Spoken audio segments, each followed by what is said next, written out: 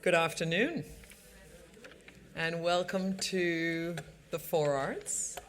I'm Sofia Balma, the Madura, the Chief Programs Officer, and today is our third and final for this season installment of Tomorrow's Breakthroughs Today, the scientific symposium series we're doing in partnership with the Alzheimer's Drug Discovery Foundation, ADDF for short. And it has been made possible with the incredibly generous support of Heidi and Tom McWilliams. Thank you to the McWilliamses.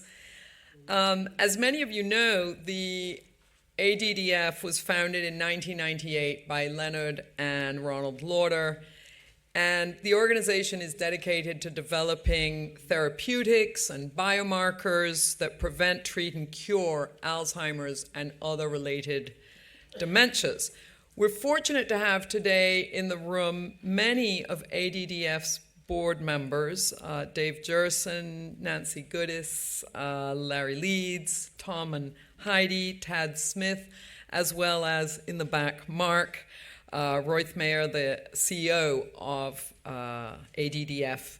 They're all here. Thank you for being here. And after the conversation, there'll be a meet and greet reception just outside on the left in the nice Donnell Terrace, so that you can all meet the various people here and ask any questions that may not have been answered in the Q&A at the end of the conversation.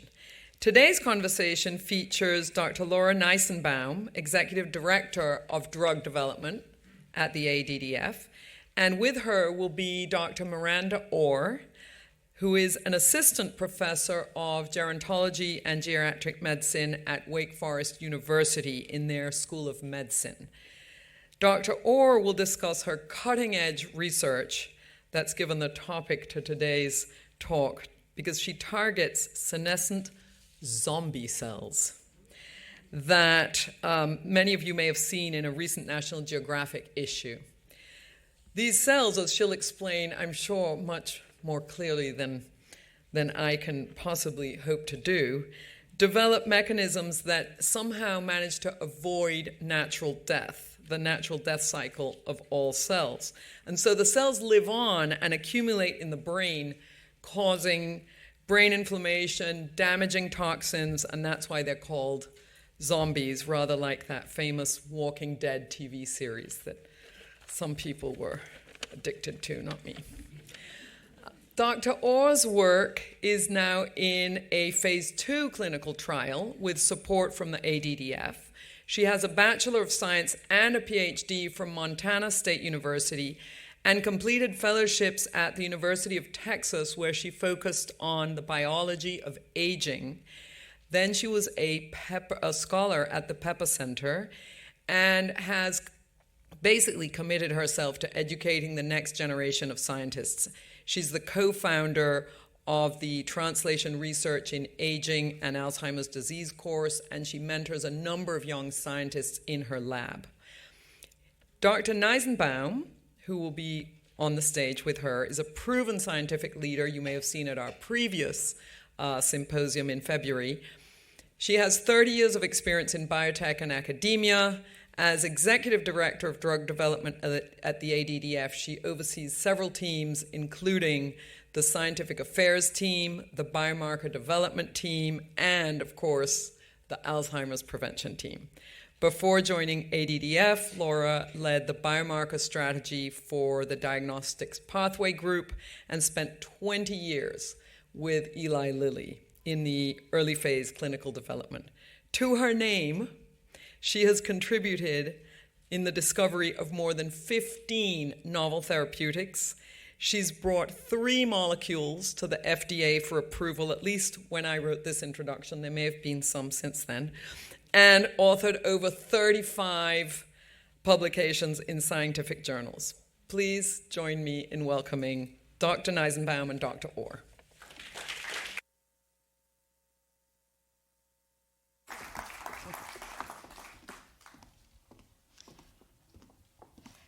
Thank you, Sophia, for the warm welcome.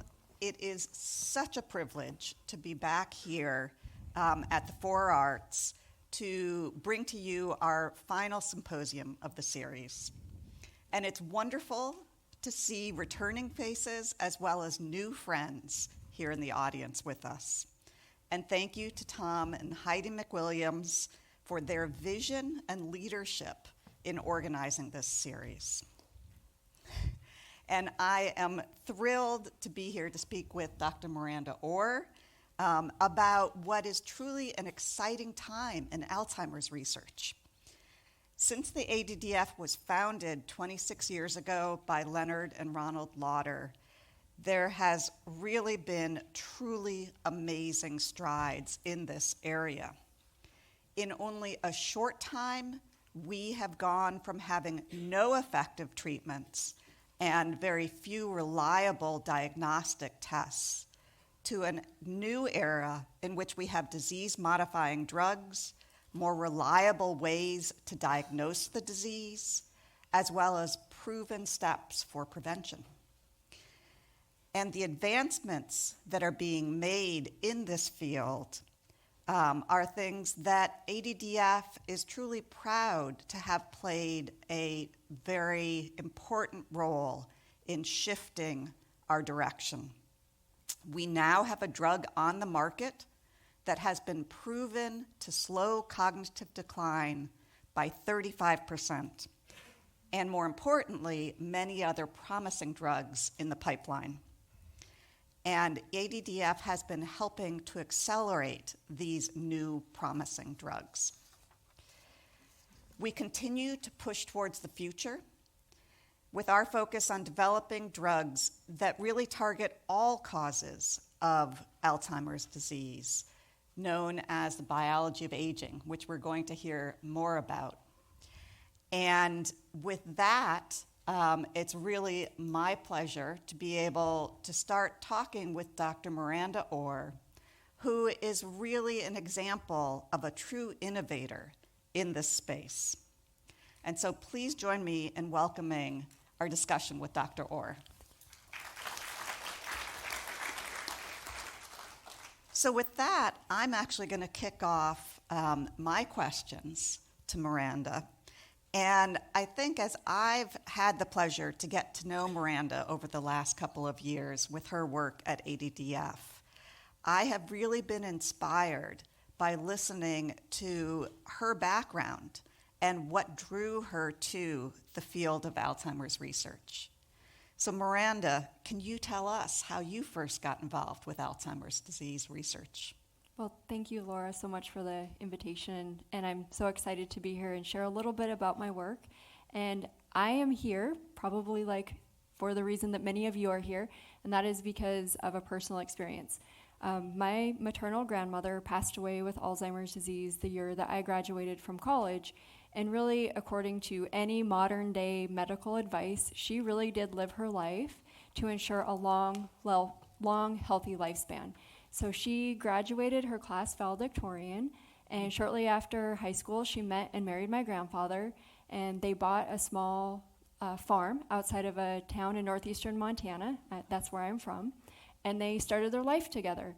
They were certified wheat seed farmers. They had 6 children, and in Montana, the growing season is very short, but my grandmother had a beautiful vegetable garden, and she planted and grew enough vegetables to feed the family, not only in the summer, but can them and freeze them to feed the family in the winter. So a very healthy diet, not Mediterranean diet in northeastern Montana, but a healthy diet, very physically active on the farm. So those are really important things to ensure that we are living the healthiest life possible, diet and exercise. So she checked those boxes, and she was very cognitively and socially engaged her whole life. She loved going into town. Some of her favorite activities were country dancing. Her and my grandpa would go into town and country dance often. And by far the most memories and the most precious memories I have with my grandmother were around a card table. And the earliest memory that I have of my grandmother was I was very young, definitely before entering grade school, and I was sitting on her lap, and she had a deck of cards and put them all on the table face down and asked me to turn over 2 cards at a time, and if they didn't match, I had to put them back over, and then she would try. And until once we got a match, we could continue going. And so this game concentration, looking back on it now, I recognize that she was teaching me how to remember and how to learn. And as I, got older, she taught me and my siblings and my cousins more complicated and challenging card games, and we even entered card tournaments with her. And the very long winters in Montana, we passed the time around the card table. And so when I recognized that there were some problems happening with my grandma, she was really losing interest in playing cards, and she was losing her competitive edge. But she was so quick-witted that she was able to make jokes and kind of deter any questions about what might be happening. But it progressively got worse, and eventually she was diagnosed with Alzheimer's disease. And, just really reflecting on it and how the person that taught me how to remember, and then at the end of her life, she really couldn't remember a lot of us. So that really is what inspired me to devote my career to trying to understand this disease and helping finding, preventions or treatments that can delay or treat the disease. So with your true experience of that in your own lived life, how did you then translate that into your education that led you to research, and what were some of the driving principles for you? Yes, so I thought I was going to be a fourth-generation farmer, so I really didn't know much about how to become a scientist and get into this field, but it was sort of one foot in front of the other, and I had a lot of really incredible mentors throughout my career. And so I was meeting with my one of my undergraduate advisors, and said, I need to go to medical school. I want to go to medical school. And he said, why is that? And I said, because I want to cure Alzheimer's disease. And he said, well, do you want to treat people with Alzheimer's disease, or do you want to really make discoveries and try to identify treatments? And I said, I want to make discoveries. And so he encouraged me to go to graduate school. And so I applied to graduate school at Montana State, which is, my home state, and got into a program there. And all of my dissertation work was really focused on developing new models to study Alzheimer's disease in the laboratory. So different mouse models and different stem cell models. And then once I received my PhD in neuroscience, I moved to San Antonio, and I did postdoctoral training at the Barshop Institute for Longevity and Aging Studies. And that was a huge aha moment for me. Up until then, I didn't know that scientists could actually study aging. I thought it was this passive process that just happened to us, and there wasn't really anything we could do about it. But during my postdoc, I learned about the biology of aging and hallmarks of aging. And so these are fundamental molecular processes that are happening in all of our cells as we get older, and we now have markers to identify them. And if they are perturbed, if this aging process is perturbed, people can develop age-associated diseases much younger in life. They can actually have a shortened lifespan. But on the flip side, this field of study has identified interventions and drugs and different behavioral treatments that you can target them and actually slow, delay, or prevent these things from happening. And as these have gone through testing in different laboratory systems, we also see that they have the same impact on Alzheimer's disease models. And so then really, that was when I married the two experiences from my work as a graduate student and as a postdoc, and really recognized that I wanted to study aging and really target aging to influence the trajectory of Alzheimer's disease. So that research really allowed you to explore aging, which is essentially the greatest risk for the development of Alzheimer's disease, with trying to understand the biology that contributes to both the aging process, diseases associated with aging, and then ultimately the development of Alzheimer's disease. So you have been conducting research for quite a while, and we at ADDF have been aware of your research because it does align so closely with what we consider to be, a true underlying principle, as I said. There, several years ago, in recognition of this alignment and the innovation that you take, ADDF awarded you the Goods Prize. So can you tell us a little bit about your research and how the Goods Prize help to catalyze some of this additional direction. Yeah, the Goods Prize was such an incredible honor, and it has really catapulted our research. So prior to receiving this award, we had identified some markers of an aging process, and these cells are called senescent cells, and they're sometimes called toxic zombies, as you heard. And it's the toxic zombie analogy is a great analogy. So as we get older, we experience all types of different stress. And when your cells get stressed, they make decisions. Sometimes they continue to divide, and this can become cancer. Other times they die, the cells die, and if it's a tissue like your skin, those cells are replaced. But sometimes they don't divide, and sometimes they don't die. They stay in place. They figure out how to survive with this damage, which wouldn't be bad, except they become incredibly terrible neighbors. They start spitting things out that are very detrimental to their healthy neighboring cells. And that can cause inflammation, and it can cause healthy cells to die. And the only way these senescent cells are cleared from the body is by the immune system. But we also know as we get older, our immune system and our immune function declines. So when you have both of these things happening, the accumulation of stress, a less efficient immune system, you are accumulating these senescent cells across your body.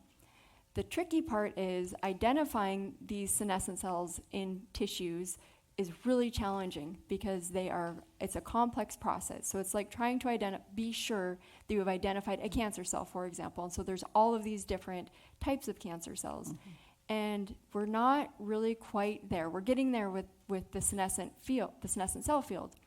And so we had come up with this very long list of characteristics that we wanted to look at simultaneously on a microscope slide in a brain tissue from people that passed away with Alzheimer's disease. But the technology really wasn't there. Well, with the Goods Prize, we were able to really harness the most cutting edge technology, apply it to the brain, and see these zombie cells, and really confirm that they were there in Alzheimer's disease, and do additional studies to determine how many were there. And now that we're able to look at them at this really, really high resolution, we're starting to be able to identify different therapies, look at different biomarkers, so we know this is happening in the brain. Are there signals that are also happening in the blood, so we can detect this early in people? And so all of that, none of that really would have been possible without the support of the Goods Prize to really put that technology in my lab. That's amazing. And for any of you that are interested in this, Miranda had a wonderful article published in National Geographic that does a fabulous job of illustrating what some of these zombie cells look like, some of the technologies. I definitely suggest you take a look at it. I really enjoyed reading about it and seeing these pictures. I had done a fair bit of microscopy myself in my graduate student days, but these pictures really knock your socks out. They're so incredible and so important to understand what's happening in the brain.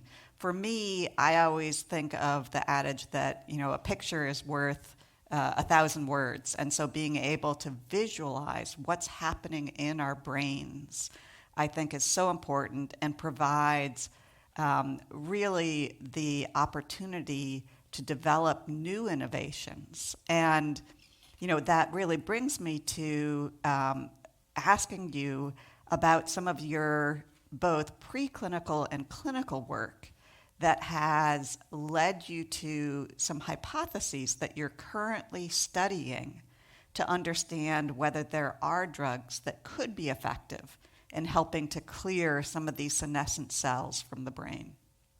Yeah, so there is a lot of research interest in this area because we are looking at it from an Alzheimer's standpoint and brain health standpoint. But because these cells accumulate in all of our tissues, there are scientists in the aging field that are looking at it for kidney disease, for osteoporosis, for really any disease. These senescent cells or these zombie cells seem to be playing a role. And because of that, there's a lot of different laboratories around the country and around the world that are looking for drugs that can clear these. And so in a really foundational study there were a publication that illustrated different drugs that were really effective at doing this. And one combination in particular really caught our attention. It was a repurposed chemotherapy that is FDA approved to treat leukemia in combination with a flavonoid, it's a compound that is found in onions. It's called quercetin. It's in a lot of vitamins and supplements. And when these two drugs are given in combination, they target the survival pathways of senescent cells. So essentially, it's hitting their Achilles heel. And once you do that, they die. And so this seminal study showed that this worked in cells in a dish, and when they gave it to aged mice, they were able to clear these senescent cells in aged mice.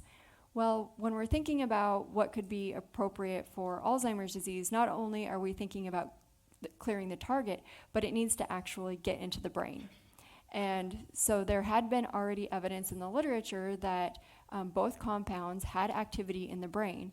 And so we tested these in a mouse model of Alzheimer's disease, and we intentionally chose mice that had very advanced disease. So you can think of these mice as equivalent to a 70-year-old person that is having really bad problems with their memory. They have a diagnosis of Alzheimer's disease. And our question was, if this works, could we move it to a clinical trial with people with Alzheimer's disease, and would it make a difference? So again, how these drugs work is they allow senescent cells to die, which means you don't need to continuously dose. So in our study, we treated mice 2 consecutive days with an oral treatment of these medicines, and then the mice had 2 weeks off, and we repeated this 6 times. So it was a total 3-month study where we were clearing these senescent cells, but the mice only received the drug 12 times. And we did MRI brain imaging of the mice, just like you would do in a clinical trial for people. And then after the end of the study, we looked at their brains under a microscope. And what we found was evidence that at the time we started giving the mice a drug, that the disease did not continue to progress. And when we looked at the brains under the microscope, we had removed these toxic senescent cells. We had reduced a lot of other markers of inflammation and pathology. And so we were really excited about those data. And at the same time, colleagues in our field were testing this exact same combination in people with idiopathic pulmonary fibrosis. So this is a lung condition that also has been shown to have a senescent cell component. And they found that the treatment was safe and well tolerated. So they had already done the initial studies in people, and so at that point we started moving forward to a phase 1 trial to test these compounds in people with Alzheimer's disease. And we saw that the drugs did penetrate. One drug did penetrate the brain. We got some beneficial biomarker data, and at that point, approached ADDF to help move this towards phase 2 testing. That's a wonderful example of using repurposed drugs, which are drugs that are already approved for other indications. So this allows us to then move into clinical trials, oftentimes without having to do, the 10 years or so of research that is required before getting into the clinic. So this is a strategy that ADDF really is very keen on, and I think your research, Miranda, is a fantastic example of this. In the last few days, you've been talking with us a little bit about a strategy you might like to pursue in the future, where you're able to start looking back at the research that you're doing preclinically to start influencing how we might select other drugs to test in the clinic and what your vision might be there. Do you want to tell us a little bit about that? Yes, I'm very excited to tell you about that. So this is still in planning phase, but using our example of senolytics as sort of our first proof of principle. So in that context, the time between us making the discovery that senescent cells were in the brains, we confirmed them in people, we were able to test mice and show improvements and get to clinical trial, was 3 years. So that is a very compressed time period, and it was because of the strategy that we used, and I think the same strategy can be applied for many other compounds. So the biology of aging field is very active in testing different repurposed drugs or natural compounds for their ability to extend healthy lifespan. So the point isn't just to live as long as absolutely possible, but it's to live the most number of years healthy. And there are dozens of these different therapies that have proven to do this. And so what we would like to start as our strategy is take these compounds that have already demonstrated that in laboratory settings, that have shown to be beneficial in Alzheimer's disease appropriate models, and immediately do phase 1 testing in people and start getting biomarkers and thinking about which of these combinations might we be able to, or which of these drugs we might be able to combine, and then really start planning precision medicine trials, because not everybody ages the same. So, somebody might be aging in direction 1, somebody else might have an influence of direction 2. And so if you're going to uniformly treat everybody in the same way, we don't necessarily expect that might be working, but really understanding how each person is aging differently and really target their treatment to that. Yeah, that really, actually, we learn from other fields. So an area that does talk about precision medicine quite extensively now is for the treatment of cancer. And that we can take direction from in thinking about how we use biomarkers to figure out which individual to treat and which combined treatments to use. So you've talked about in your lab being interested in biomarkers. And you've talked about, potential combination therapies. Can you paint a picture for us of what you think the future might look like as we harness the learnings from the type of research that you're conducting? So I will give you a best case scenario if everything went perfectly. So for example, we do know that senescent cells are in the brains of people with Alzheimer's disease.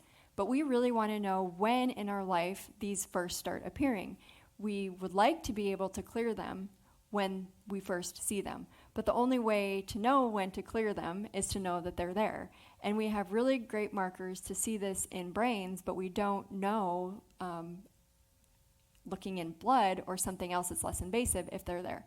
So to start with, what we've been doing is looking at brains from people across the entire adult lifespan. So people that passed away from age 20 all the way to 100 plus, and with different stages of Alzheimer's disease, to really determine when in the life these senescent cells first appear.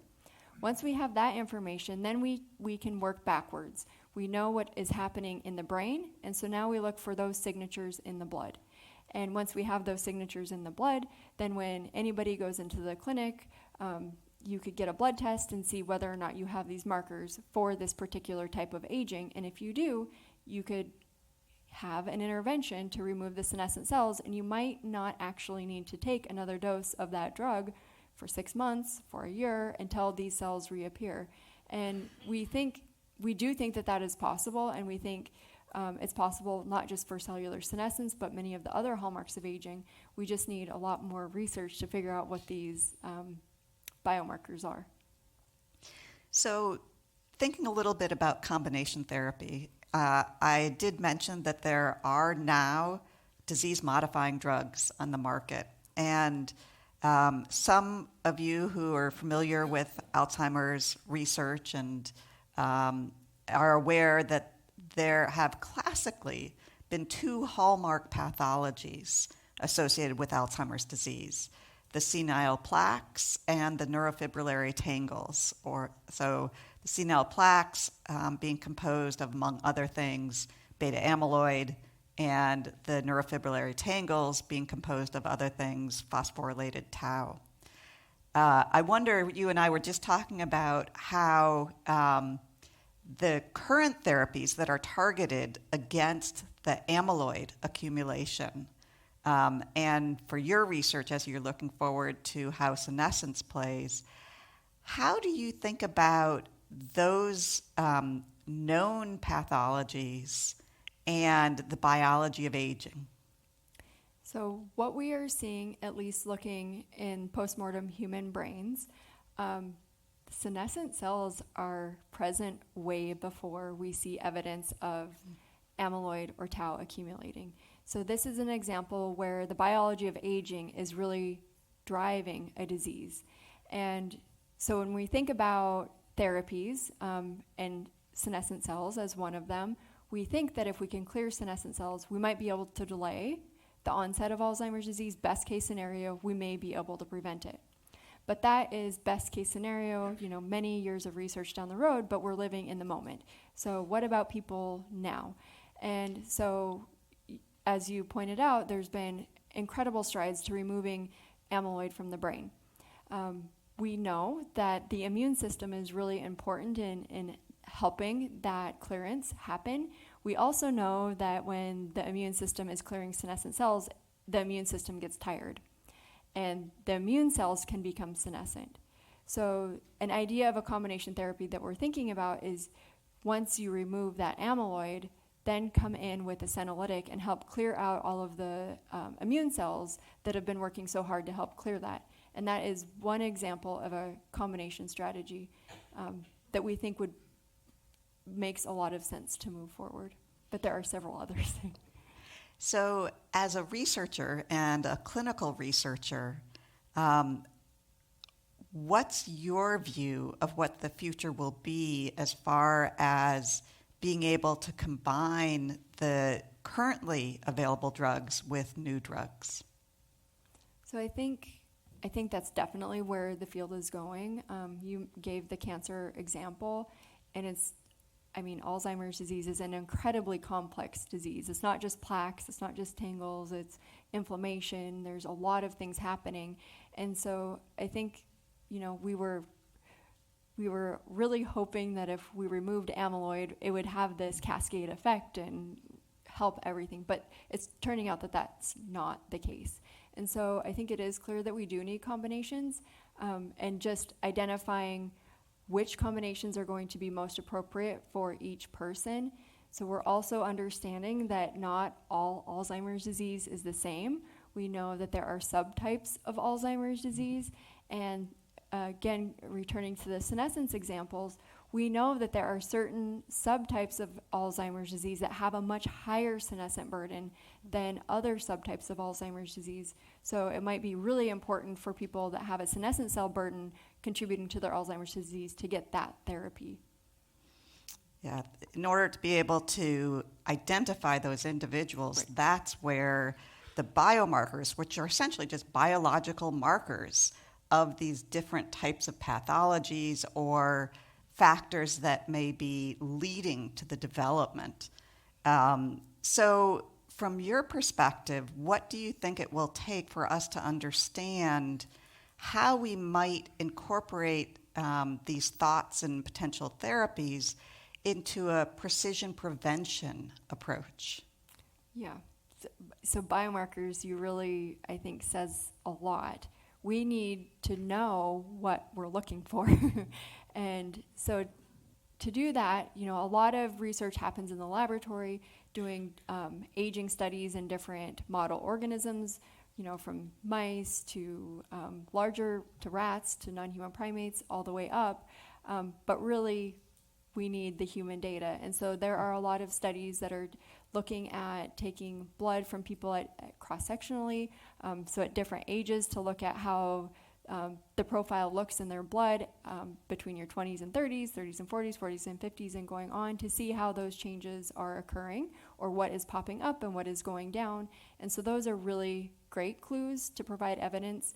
And again, we need to know for each person's biology. And now there are wearable devices where we can collect a lot of information on each person. Not everybody responds to a sugary snack the same. And so we now are in a place where technology is really allowing us to get this information. And we've been talking about precision medicine for a very long time, but now technology is catching up and really helping us, I think, to finally be able to execute it. Yeah, I know that as I think about, for myself, for others, we do know that there are strategies that can be useful to look towards prevention of dementia. But what I find so fascinating as a scientist is to think about when does prevention start? Because we know that there are so many changes that occur in the brain decades before symptoms occur. I know you mentioned that you are looking across different decades with regard to senescence and what's happening in the brain. I wonder, can you share a little bit about what you're beginning to see? Yeah, it's not great news. So things start to decline, in your 20s. I mean, we peak in our 20s, everybody. The good news is that there are things that we can do to preserve our health as long as possible, but we are seeing senescent cells in late 30s and early 40s. But information is power. We know that now. So we can do something about it. With new drugs, being able to clear them, it would be great. In your 30s or 40s, you come in and you get a dose to clear these senescent cells, and great, they're not accumulating, because once they're there, they can cause other cells to be senescent, and you get this cascading effect. But a lot of research is showing, at least for brain health, and really organismal health, we do peak pretty young. But there are other things that improve as we get older. Wisdom is one of them.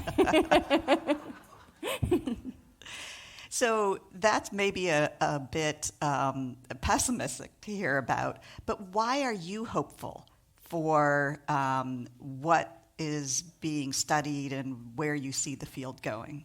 I think what is most exciting to me is that the Alzheimer's research community and the neuroscience research community is really embracing the biology of aging.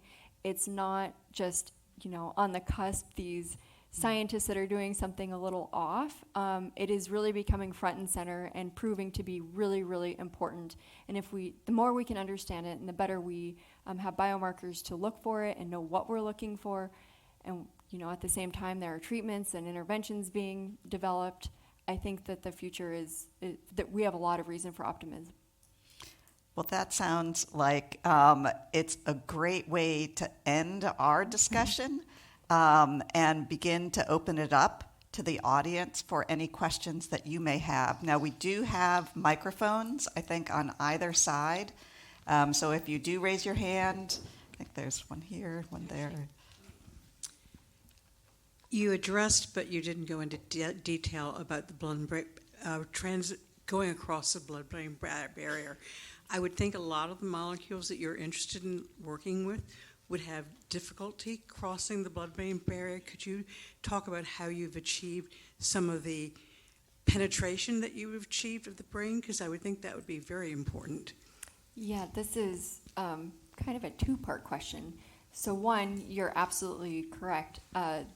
We evolved, so a lot of things didn't get in and get out. We do know that more things do get in and out than we ever once thought. With a lot of diseases that impact the brain, there is a bit more permeability, so sometimes drugs do get in that really wouldn't in a healthy person. So right now, we do not know exactly if the level of drug that penetrated the brains of our study participants is the same that would penetrate the brain of a healthy person. We don't have those data yet.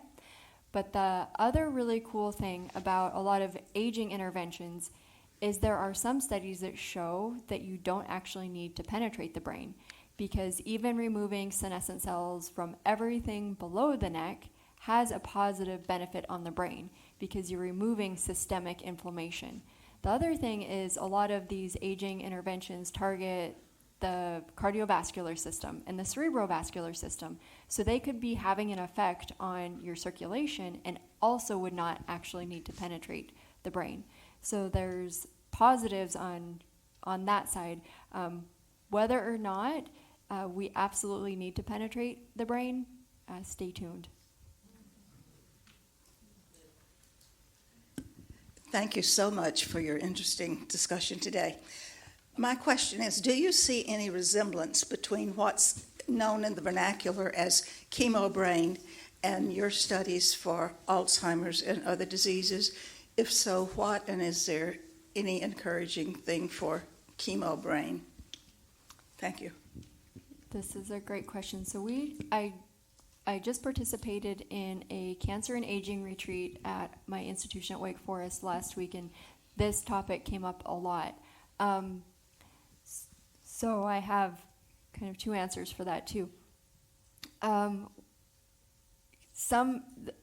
drug that we're using to test in our clinical trial is a repurposed treatment for leukemia, and that drug really shouldn't be penetrating the brain. So a lot of chemotherapies really shouldn't penetrate the brain. Some of them may. We don't really know what is actually driving the chemo brain effect.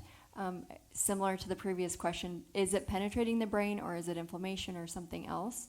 But I'm also going to shift this question a little bit towards individuals that have brain cancer and that get treatments for the brain cancer. So there's a lot of evidence coming out now that senescent cells influence the response to treatment for different brain cancers. And so there's a lot of research going in on that, trying to figure out, if you first treat with a senolytic, if you remove the senescent cells, then will an individual that is impacted by brain cancer have a better treatment response? So far in laboratory models, it shows that yes. So these senescent cells are doing something to influence the response to treatment. But the chemo brain question is definitely a really important one that a lot of people are investigating. Thanks. Given the enormous number of repurposed drugs out there, I would imagine that a major challenge and opportunity would be to develop ways of distinguishing among them to see which ones would be most useful. Could you talk a bit about how you're using artificial AI to really do this? Because I would think it would be a great tool of this particular technology. Yeah, I can say that there are absolutely companies and individuals that are taking that approach. There's so much data that is generated using omics technologies. So this is, instead of looking at one protein or one gene at a time, taking the opportunity to look at hundreds or thousands of these proteins and genes to see what changes. And from that, using AI, machine learning, to decipher the patterns that are tweaked by these various drugs is a very fruitful way to begin to approach for a given drug, looking either preclinically or even in humans by studying changes in the blood. Are there particular patterns that emerge that might dictate or show to us that they could be useful in targeting, say, neuroinflammation or oxidative stress, these other aspects of the biology of aging? So I can say for sure that there are individuals and companies taking this approach, and I expect that there will be fruits of these labors coming in to be able to help evolve how the best repurposed drugs can be tested. Aging is associated with loss of brain cells and brain shrinkage. What's the current status of the use of stem cells to potentially regenerate brain cells? I ask because this therapy would not only, like most of the others, halt or slow aging, it could potentially reverse it. So I can tell you, most of those trials have not been successful, but we are, my lab, and so what I'm going to tell you is our approach. We are reviving it. So one of the reasons that possibly may impact the failed previous attempts of stem cell therapy is that when you're putting a healthy cell in an environment that's incredibly sick and full of inflammation, those healthy cells don't want to survive, and they don't. But we think if we first clear out the bad neighbors, the senescent cells, it might provide an environment that's a bit more hospitable to actually come in for a regenerative approach. So we are testing that in our mice. We've finished several different trials, and including combination therapies with another ADDF-funded investigator. Dr. Frank Longo has a treatment that he's looking at to really keep brain cells alive. So we're testing different combinations, and once we have some evidence, it will be something that we will want to quickly move to phase 1 testing and forward. But yeah, we don't think that attempt is dead. And I guess I can just add from what we know around even the potential of stem cells to actually act in the normal course of humans. We know that a region of the brain that is particularly plagued by Alzheimer's disease, hippocampus and entorhinal cortex, is a region that is thought to actually have regenerative cells. So I would imagine that being able to use the stem cell approach, especially in those regions, could be very useful. Mm-hmm. So I know we have some additional questions. Alzheimer's is one form of dementia, if you will. What about others like Lewy body? Are they related, and how many are there? So yes, there are multiple forms of dementia. We do know that Alzheimer's disease is the most prevalent, but certainly Lewy body dementia, frontotemporal dementia, and even some aspects of dementia associated with Parkinson's disease do exist. They are much lower prevalence, but what we are beginning to understand is that the pathologies that are associated with these other forms of dementia actually do not happen in really single diseases. So very exciting research that's been coming out recently is that the pathology that's normally been associated with Parkinson's disease, alpha-synuclein, can be detected in up to 40% of the cases of Alzheimer's disease dementia. So what we're learning is that these are really mixed pathologies, and there may be that Alzheimer's patients have the predominant pathology associated with that disease, whether it's the beta amyloid and the tau, but that there are contributing factors that need to be treated in order to really approach being able to effectively treat and cure the various forms of dementia. So while each of these other dementias has kind of this core pathology associated with them, they are not singular diseases in and of themselves.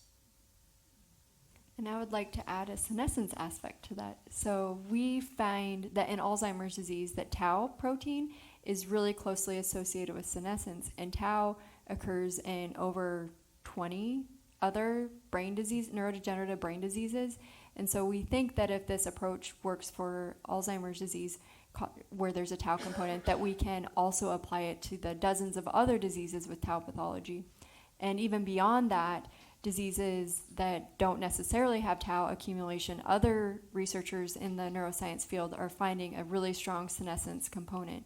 So senescence has been shown to be involved in Parkinson's disease, MS, ALS, substance use disorder, natural aging, even normal cognitive decline with normal aging, pain. So these cells, now that we know to look for them, people are looking for them and they're finding them. Do you separate out the early onset Alzheimer's? Does it have the same pathology, and would it have the same interaction with the senescent cells? So that's a great question. And our trial is focused on people with early Alzheimer's disease to answer really whether or not the senescent cells look different.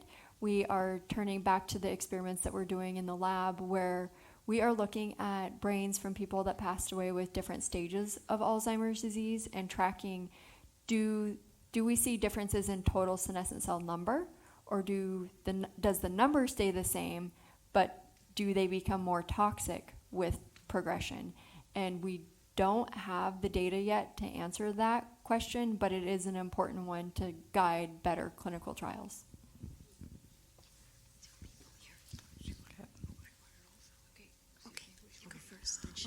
Yes, do you have data on brain atrophy and what the relationship is, in any way that you can identify ages and percentage of atrophy? And is it always a precursor to Alzheimer's? So there are a lot of studies that have looked at brain volume through brain imaging, MRIs, and just like the bad news that I said earlier, we peak in the 20s. We do lose brain volume naturally as we get older. I do not have data on whether or not people that have lost the most brain volume, if they also have the highest senescent cell burden. We don't have those data, but as we continue to move forward with our research, we hopefully will have that data to find out that association. We do know in mouse models, there is a very strong association between the amount of senescent cells and the brain volume. We've got a question here. Some people just automatically repeat a name when it's given to them and do things like that sort of because they want to remember. And I'm just, sort of learning to remember. Does that have anything at all to do with it? And the other question I have is, do you remember which National Geographic issue that was? Two excellent questions. So, to address your first question, I'm going to use examples from my personal experience with my grandmother, and I think it really holds true for a lot of people. We are incredibly intelligent beings, and in order to function, we figure out little tricks to help us out. So we get eyeglasses if our vision is deteriorating. We get hearing aids if our hearing is deteriorating. If we're having problems with memory, I think we do a lot of things subtly that we don't even know. Writing things down, making reminders, doing all of these things. And my grandmother did a lot of those things. And because technically doing those things allows you to still fully function in your everyday life, that is not necessarily a sign that you have a dementing disease, because you're still able to compensate for that and really navigate your everyday life. So I think when you no longer are able to use those little tricks and you need extra help, that's when doing these tricks. Yeah, that's a really hard causation to make their. Yeah, I can't directly answer that question. And then the second question about National Geographic, there was a small article in the January 2023, a larger article in September 2023, and then National Geographic just published what they call a bookazine in March that has us featured as well. Now we have other questions. Me? Hi there. Thank you, ladies. That was lovely. I did want to say, it's just a share. My mother was newly diagnosed with dementia, so I'm sort of doing a deep dive into my research for myself and my children. And I follow a neuroscientist, and he actually had done a study of patients with dementia and Alzheimer's when they had passed, and what they noticed, all of them, the common had was gingivitis in their mouth. All of their teeth had been rotted. So they say the plaque in the mouth goes to the brain and also goes to the heart. So I always tell my kids, and I always give them for Christmas, floss. It starts in the mouth. Disease starts in the mouth. Also for inflammation, if something's good to take is curcumin. So I'm all about the more conservative routes before I was going to take medicine. So curcumin is really good for inflammation. And of course, when your body's inflamed, that's when disease starts. So I just wanted to share my new knowledge. Thank you. So, to build on that, actually, there are investigators who are actively studying whether, in fact, treating the gingipains, whether the gingipains actually go to the brain, and whether countering those would lead to some type of prevention or treatment related to Alzheimer's disease. I think something that's really important for us to know, and we really, I think this is where research plays such a critical role, is that it's really the gold standard to conduct the double-blind placebo-controlled trials to help all of us learn which of these potential therapies are really effective.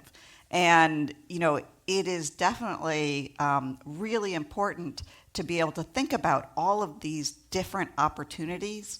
For some of you who have been down to hear ADDF discussions previously, we also point many individuals to a resource that we provide to the community. It's called Cognitive Vitality. And if you Google this will take you to a website that provides free of charge essentially mini reviews that are done from a scientific perspective to be able to look at how each of these different potential therapies, what the level of scientific evidence is. So I really encourage you to take a look at that. I don't know if there has been a report, but I believe there has been related to the gingipanes. So definitely a resource for the community. You've mentioned several times some drugs that are on the market now to help prevent dementia. Would you please state what those are? Sure. So there's a drug, the brand name is Leqembi, and this is an antibody, a protein, that is targeted against the amyloid pathology. So it's an anti-amyloid. This is the first disease-modifying therapy that received full approval from the FDA. It slows cognitive decline but does not reverse it.